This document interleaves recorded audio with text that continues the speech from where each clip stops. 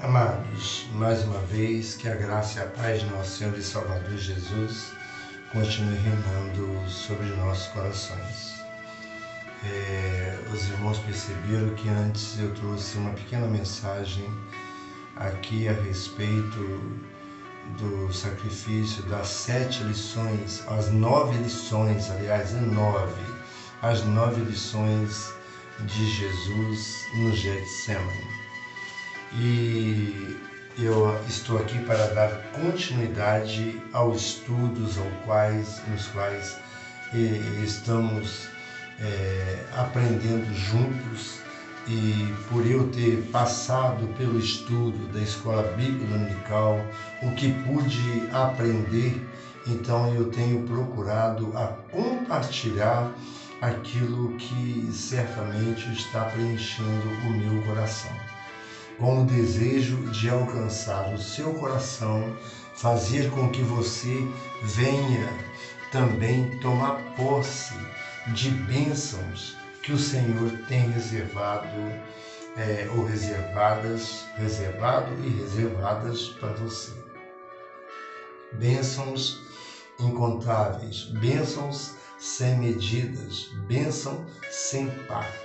Então, tudo isso nós encontramos. E quando nós recebemos algo de bom e sabemos que aquele que está ao nosso lado pode também ser contagiado ou ser alcançado por meio dessa palavra que é tão gloriosa, onde nós estamos estudando que Deus, Ele estabelece critérios para adoração, e nós já passamos por alguns tópicos da revista, e com certeza eu creio pelo poder que há no nome de Jesus, porque quem faz a obra é Ele, essa palavra é dele, Ele é quem fala conosco nos dias de hoje, através do teu Filho, do Filho dele, do nosso Senhor e Salvador Jesus Cristo. Mas temos também aquele que nos orienta, que nos convence de algo que estamos ou fizemos, ou então estamos por fazer algo que não vai agradar a esse Deus, onde as consequências daqueles que o fizeram, muitos já receberam a resposta, e aqueles que ainda não fizeram podem estar aguardando uma resposta, mas não colocando o seu pedido diante do Deus que tudo pode. E aqueles que fizeram, que estão recebendo a sua resposta, muitas delas nós sabemos que não são boas, são dolorosas, são cruéis, mas estão recebendo. Por quê? Tudo aquilo que o homem semear, ele ceifará. Então esta é a grande verdade, e pela orientação do Espírito Santo de Deus, eu já pude falar aqui algo a respeito dos discípulos quando estava caminhando com Jesus. E eles, ao depararem com homens cegos de nascença, eles chegam, os discípulos perguntam para o Senhor Jesus: é bom você ter um diálogo com o Senhor Jesus. Não vimos aqui eles perguntar por que ele nasceu cego. Como foi a pergunta que ele fez? Não foi por que ele nasceu cego. Eles perguntavam de uma maneira onde precisamos pedir ao Espírito Santo que nos oriente ao entrarmos no trono da graça desse Deus para falar com Ele. Os discípulos caminhando com Jesus, eles tinham a liberdade, e hoje não é diferente. Nós temos a liberdade de falar com o Pai, por intermédio do Filho, tudo em nome do nosso Senhor e Salvador Jesus Cristo, com o auxílio do Espírito Santo.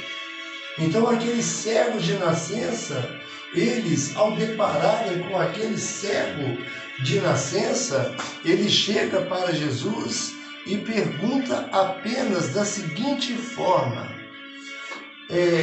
quem pecou? Foi ele ou foi seus pais? Nós, olhando pela palavra e olhando para dentro de nós, a forma que temos colocado os nossos questionamentos, as nossas perguntas diante desse Deus. Se estamos ali pressionando a Deus para saber por que está acontecendo isso, eu não mereço isso, esta é a verdade. Esta é a verdade. Ninguém merece, mas faça por merecer o que é de melhor, que é a palavra de Deus. Mas passamos, e na maioria das vezes buscamos. Mas o Senhor Jesus, respondendo à pergunta dos discípulos, o questionamento dos discípulos, onde eles olham para Jesus e perguntam a Jesus: quem pecou? Por que ele nasceu cego? Por que ele está assim? É uma pergunta que pode ser até contextualizada nesse sentido, mas a forma que eles perguntaram foi de uma maneira carinhosa. Jesus, quem pecou? Foi ele ou foi seus pais? Então, o entendimento deles, eles sabiam, eles tinham conhecimento, porque a palavra do Novo Testamento, ela é sombra do Velho Testamento. E no Velho Testamento nós deparamos com o Senhor ensinando, instruindo, estabelecendo critérios para que venhamos a seguir. E um desses critérios, falando a respeito dos discípulos com Jesus, nós podemos olhar lá na palavra do Senhor, nos mandamentos, nos critérios estabelecidos por Deus, que foi na lei, quando Moisés orienta o povo, que o pai não levará a iniquidade do filho, nem o filho levará a iniquidade do pai. Uma dessas. Mas Deus, esse Deus é um Deus que visita a iniquidade dos pais nos filhos até a 3ª e a 4ª geração. Porém, é um Deus que faz misericórdia até 1000 gerações. Então, ao depararmos com essa visão dos discípulos, olhando para eles, e Jesus sendo conhecedor, porque ele sabe do que passa no meu coração, da mesma forma do que está passando no seu neste momento, eu não sei o que é. Talvez para você possa ser algo, e sai para lá, coisa chata, e vem falar novamente de Jesus. Talvez eu tento sair e sempre tenho ouvido a palavra, ou sempre me deparo com alguém falando dessa palavra. Então é porque Deus tem um propósito na sua vida. Mas o Senhor, respondendo a eles, o Senhor, eu digo que não foi ele e nem os seus pais. Foi natural, foi permissão de Deus de que ele viesse daquela forma, de que ele nascesse daquela forma e vivesse, continuasse.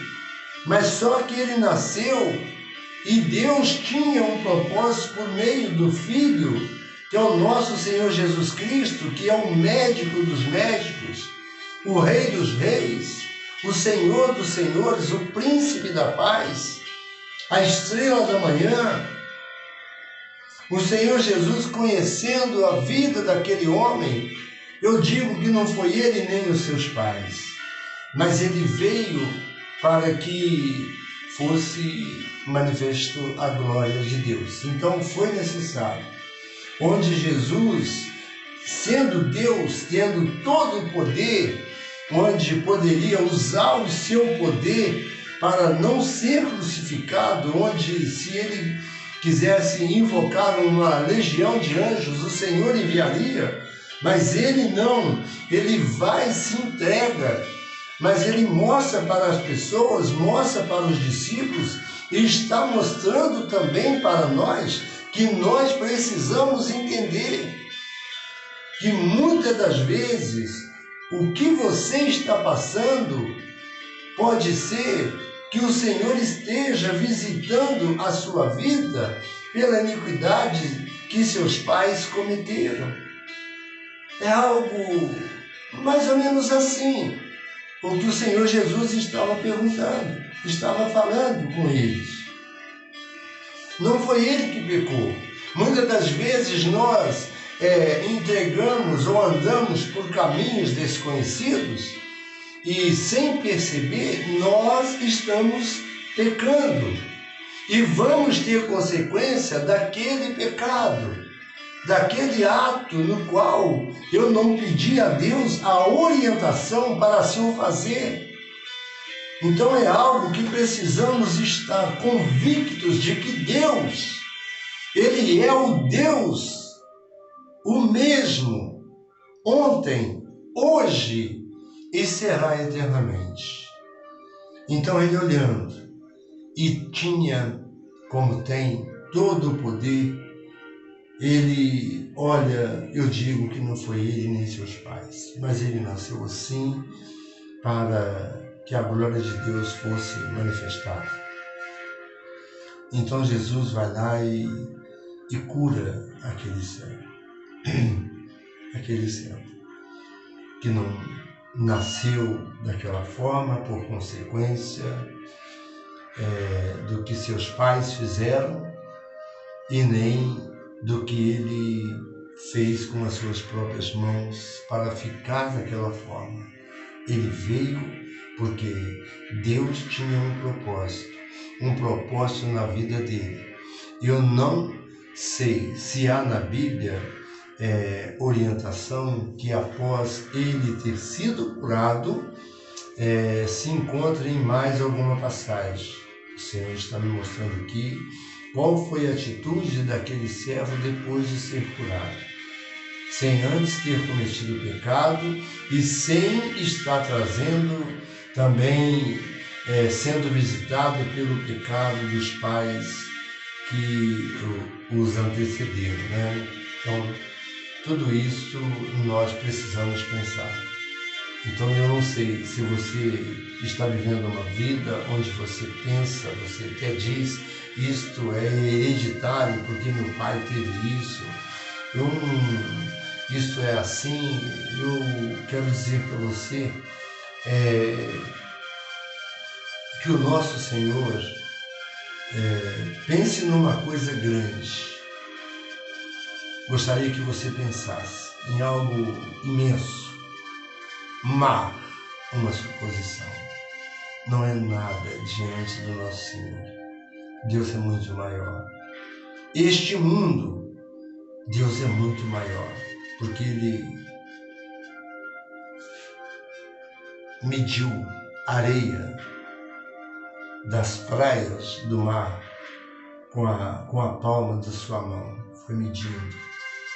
Isso nos dá uma visão da grandeza desse Deus, do que Ele pode fazer caso eu queira que Ele faça, me entregando, me rendendo e apresentando a Ele, caso eu tenha errado, tenha pecado, tenha falhado e tenho consciência de que aquilo que estou passando foi algo que procurei com as minhas próprias mãos, então irei sofrer as consequências.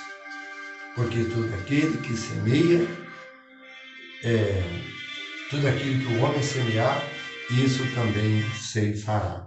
Então, esta orientação pela palavra do nosso Deus, nós podemos ver que foram critérios estabelecidos para adoração.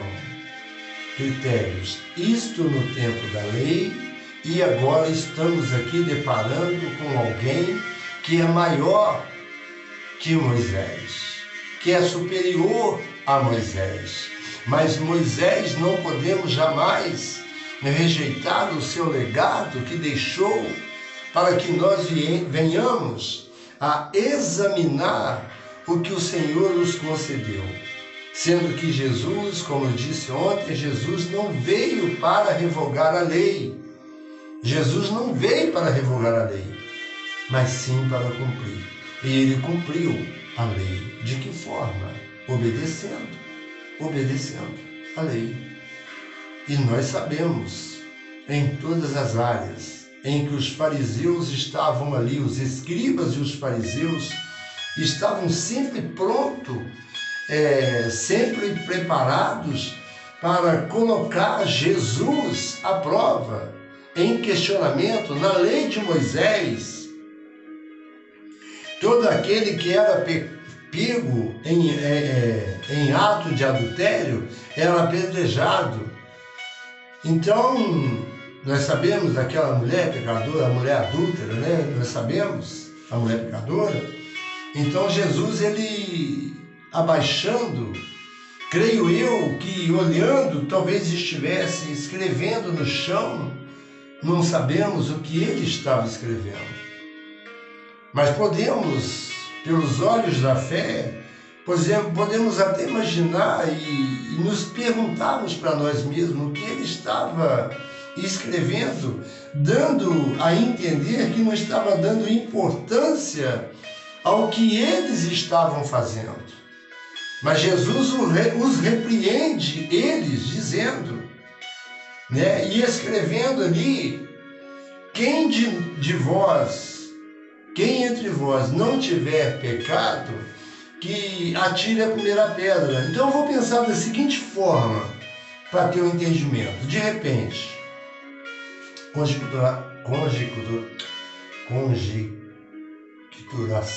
conjecturação, meu pai, não vai sair a palavra não, vai sair não, vai não, conjecturação, sabe? Então, eu posso. Imagino que Jesus estava ali escrevendo na areia as seguintes coisas. Por exemplo, ali estava João, estava Maria, estava Sebastião, estava Joaquim, estava o seu Manuel, tudo com a pedra para tirar daquela mulher. Mas ele escrevendo na areia, eu fico imaginando, olhando, né, os estudiosos, eu creio que no momento deles relatarem a visão que Deus os dá, assim pode também conceder a cada um de nós. Basta que tenhamos a visão, basta que tenhamos uma comunhão com esse Deus. E nós podemos ficar imaginando o que estava ele a escrever e não olhando para eles. Estava escrevendo, tipo assim, Sebastião, você está querendo lançar a pedra nessa mulher, mas eu tô vendo aqui o que você anda fazendo e tal. Então você vê que aos poucos todos se retiraram. Eu estou falando aqui algo para que nós, quando formos falarmos de alguém, ou então fazermos julgamento de alguém, ou criticarmos alguém por fazer algo que está sendo orientado por Deus, que possam, ou que venhamos a pensar que precisamos olhar primeiramente para dentro de nós. O próprio Senhor Jesus, ele mostrando e nos ensinando também que para tirar o cisco que está no olho do teu irmão, há uma necessidade de você tirar aquela trave que se encontra no seu, onde você não pode ver, onde você não pode olhar, e que nós vemos hoje críticas. Você está seguindo nessa igreja, você está nessa igreja, naquela igreja, meu amado. O Senhor, quando escreve a carta, ele escreve a carta às 7 igrejas. As 7 igrejas. E ali nós sabemos, as 7 igrejas, está em Apocalipse, no capítulo 3, nós vamos ver, olhando, ou você desejando examinar, você vai ver que foram escritos ao anjo da igreja que estava em Laodiceia, a igreja, eu não vou lembrar, meu pai, não vou falar agora, não é 7 igrejas. Não vou me lembrar o nome das igrejas agora. Laodiceia eu lembrei. Eu não vou lembrar agora. Mas você pode procurar em Apocalipse que você vai ver a carta endereçada às 7 igrejas. Ao anjo da igreja que está em... Aí o Senhor, escrevendo a carta àquelas igrejas, o Senhor estava vendo qual era o comportamento daquelas igrejas as quais tinham um anjo. Quem é esse anjo? O pastor. E existe igreja hoje que nem pastor tem, onde eles colocam, mas existe a necessidade. Nós temos o sumo pastor. Nós temos o sumo pastor. Jesus é o nosso bom pastor. Ele é o pastor, o bom pastor. Mas precisamos de ter alguém que nos oriente, que esteja ali em sintonia com esse Deus, assim como o sumo sacerdote tinha sintonia com o Pai, e era necessário eles estarem com a vida santificada para levarem até a Deus, entrarem no santuário, no Santo dos Santos, no santuário dos santos, para levar ali, apresentar. E se ele estivesse em pecado, ele seria fulminado, como mencionei ontem.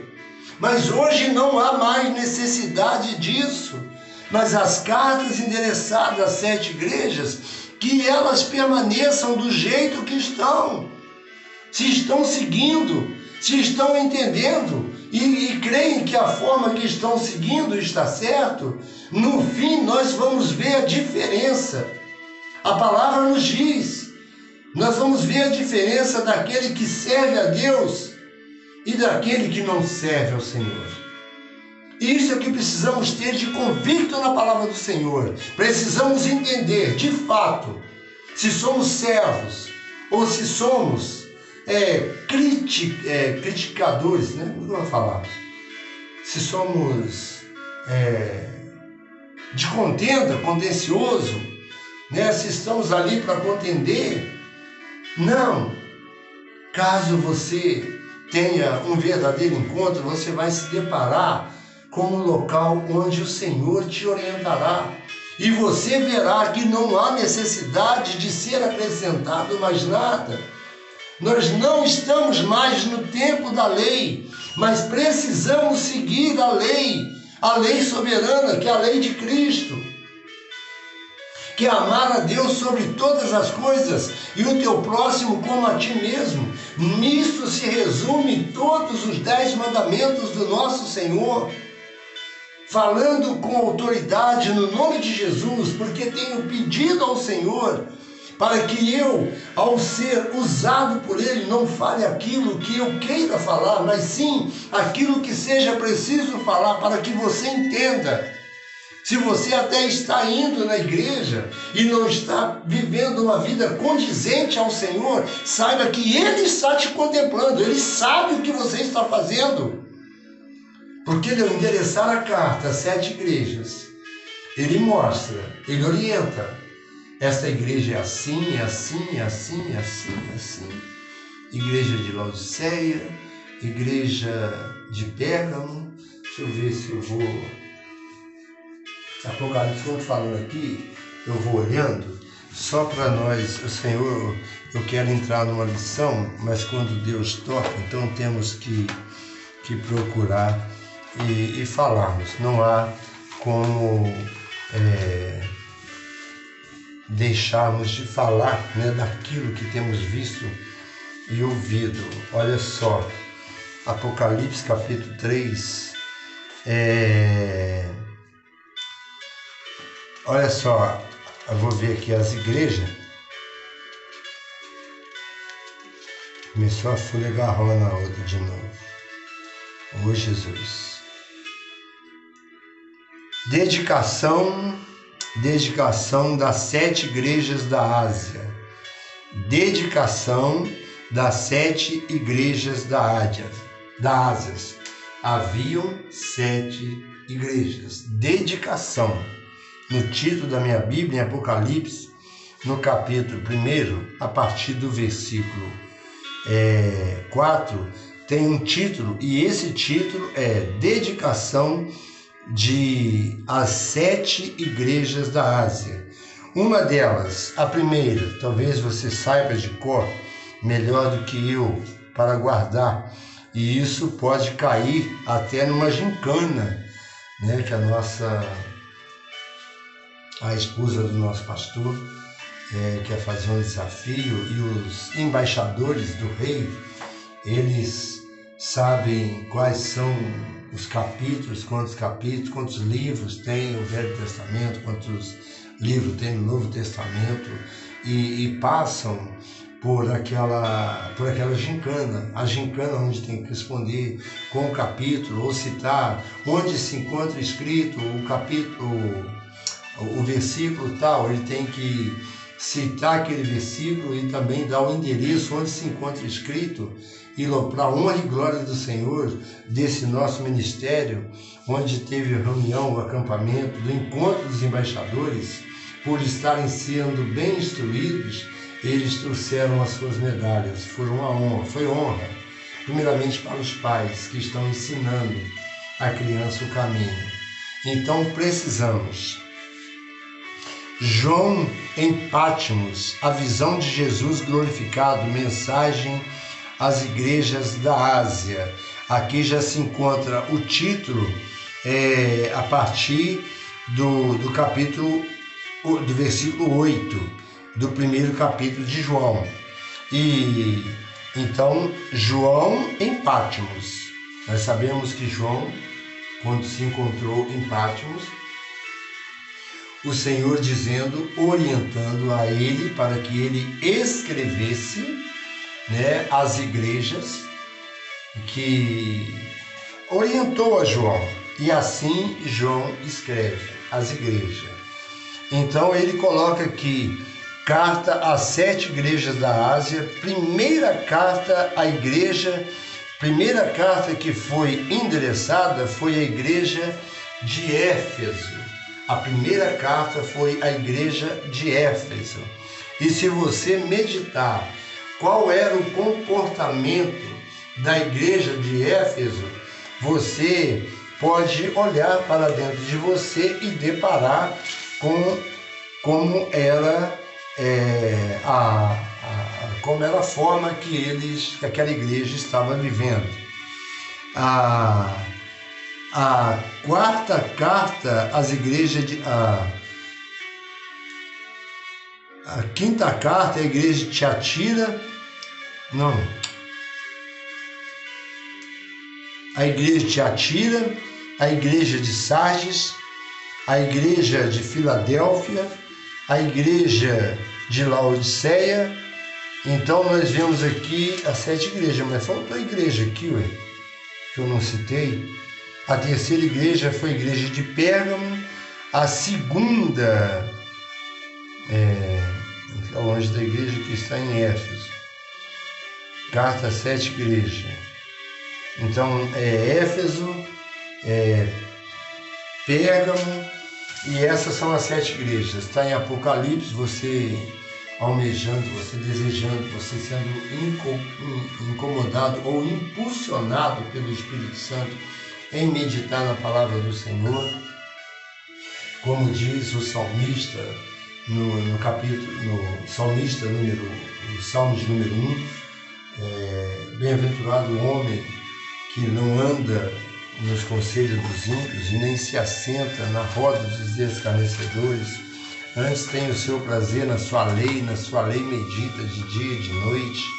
Então, nós sabemos que esse salmista, que foi o Davi, nos orienta que precisamos estar meditando. Então, você sendo tocado, talvez você ouça uma voz no seu coração, o Espírito Santo te incomodando, lê a Bíblia ou vá à igreja, que você possa procurar, então, uma igreja onde te ensine a verdade, onde você não vai se deparar com heresias, onde você não vai se deparar com ensinos que a verdade, na verdade, não são os ensinos que o Senhor gostaria que fosse transmitido, mas muitos estão transmitindo.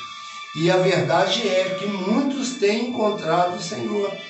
E o Senhor Jesus virá, vai encontrar ovelhas que não são daquele rebanho, estão pertencendo a tal igreja, estão vivendo, existe uma vida de comunhão com o Senhor, na igreja onde ele está, mas Jesus vai vir e separar as ovelhas dos bodes.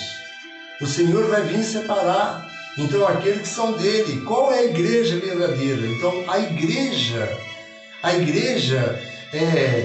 que precisamos entender não é você olhar para a placa da igreja, e sim entender que aquela igreja está dando as orientações que te levará ou te conduzirá à eternidade por meio da palavra que é a palavra de nosso Senhor e do nosso Salvador Jesus Cristo.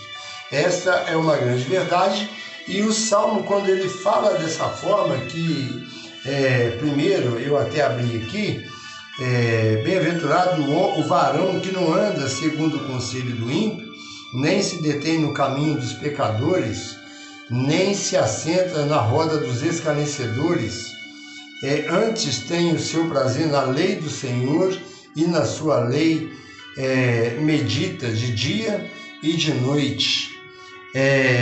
Pois será como árvore plantada, você optando por estar aprendendo a palavra do Senhor, você vai ser comparado.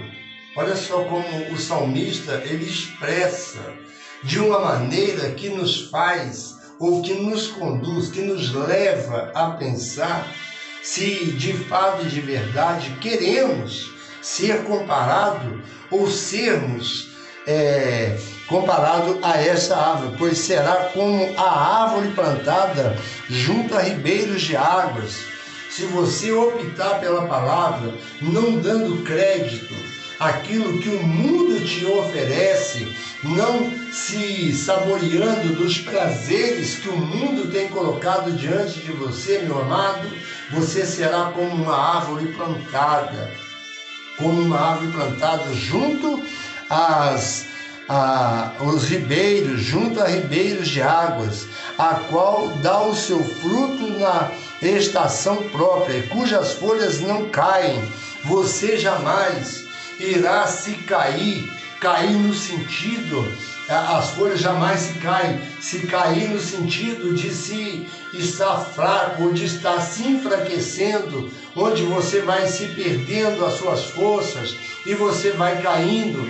Então as suas folhas não caem porque está sendo regada, o Senhor está te fortalecendo, o Senhor está te dando a condição de você o invocá-lo. E é bom que você o invoque enquanto você pode achar, e invoque enquanto ele está perto, e busque enquanto você pode achar. Então tudo isso está na palavra, as folhas não caem, e tudo quanto fizer prosperará. Meu amado, isso é uma grande verdade. Nós vemos testemunhos, há vários testemunhos de pessoas que até então não tinham onde dormir e por se optarem pela palavra, por rever, por sentir no coração ou ouvir a voz do Senhor, vão se